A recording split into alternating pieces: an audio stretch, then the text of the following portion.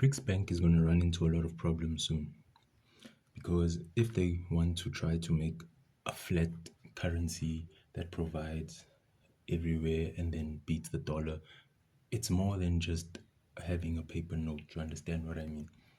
Look, South Africa's worth is $373 billion. Egypt is 347. Nigeria is 252. Then if you go lower, Zimbabwe is 34 billion. Now, the thing about this is obviously a currency is a currency, it would work easily, but it's like a child. If you don't make a child go to school and you don't make a child like go out to parties and do this, there's going to be certain things that they miss. So if they just make one flat rate for the whole of Earth and say that, you know what, we want to beat the dollar or whatever, there's going to be a lot of problems because, first of all, how are they going to insure every country and where's the balance going to come from? Because it's easy just to take notes and say, okay, now we're worth this much.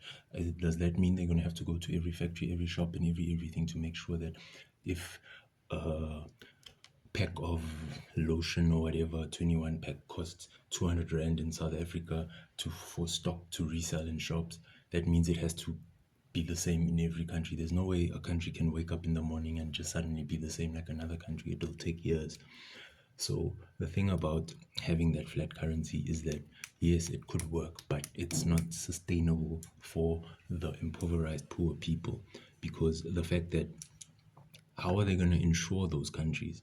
You understand what I mean? Because it's like if I were to do this thing that BRICS is doing, what I would do is I'd insure those countries through other countries or people or companies that have more than what those countries are worth. So that once you insure a country, you can take a loan out on that insurance to boost the economy to go up. Because you must remember that Rome wasn't built in a day. So if BRICS is trying to tell us that they're going to roll out one currency for so many countries in one day and all the prices are going to change in one day, it's going to be impossible. You understand what I mean? It's like if you look at how much it costs to buy something like a loaf of bread in South Africa, it's like what, 20 Rand for a loaf of bread here. But in Nigeria, obviously the prices are altered, so then it would be like 100 and something naira for a loaf of bread, which is acceptable. So then imagine if they say, okay, tomorrow we're rolling it out. That would mean that from 100 and something naira, people would be spending 1 naira or 1 BRICS or whatever in a day. It's impossible. But if they took the insurance route, the actual route of insuring a country and building it and developing it, because for a country to be a world class country that beats America, things like medical aid schemes, things like where people get food for free, soup kitchens and all those things count. There's no infrastructure in those countries for BRICS to just say we're going to roll it out. It's easier for them to say, okay, we're going to roll it out if maybe like let's say they're going to take like Paris, Switzerland, America, Monaco, all these expensive countries. Yes, that could work in a day, instantly, pow. Because I mean, like you're looking at something like buying a loaf of bread for $1 to maybe like €1.20.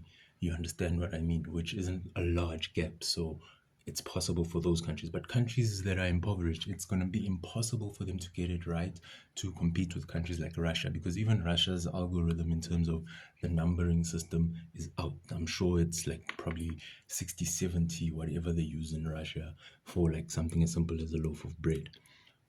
The thing about BRICS is that they're on the right path in terms of trying to make those numbers come down so that those numbers look like, American numbers where, something that costs like 100 Rand in South Africa costs $8. So then if the number is smaller, it's easier for the person who's doing the books to actually do their job. Now dealing with a number that's so large because of the interest and all of that shit.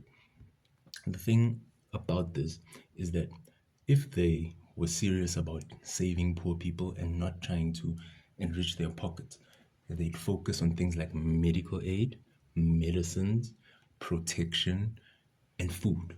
They're not focused on those things. That's where you start, because you have to make people feel comfortable in their own lives before they can go compete on a world stage. You understand what I mean? You don't go to war with just your clothes on and start shooting. You have to be prepared. You have to learn how to shoot a gun. You have to learn that this is what you eat. This is how you set up a tent. This is how you find a safe place to stay. Understand what I mean? So now BRICS hasn't enforced none of those things or told us none of those things. All they're telling us is that we're going to release this currency and it's going to be better than the dollar. Anything can be better than the dollar, but the problem is the people using the currency. Are they going to be happy? Because they the people essentially who are going to pay tax. They're the people essentially who are going to buy the products on the shelves. They're the people essentially who are going to live in that country and vote. They need to be satisfied first before the interest rate in the stock exchanges can be satisfied to beat the dollar.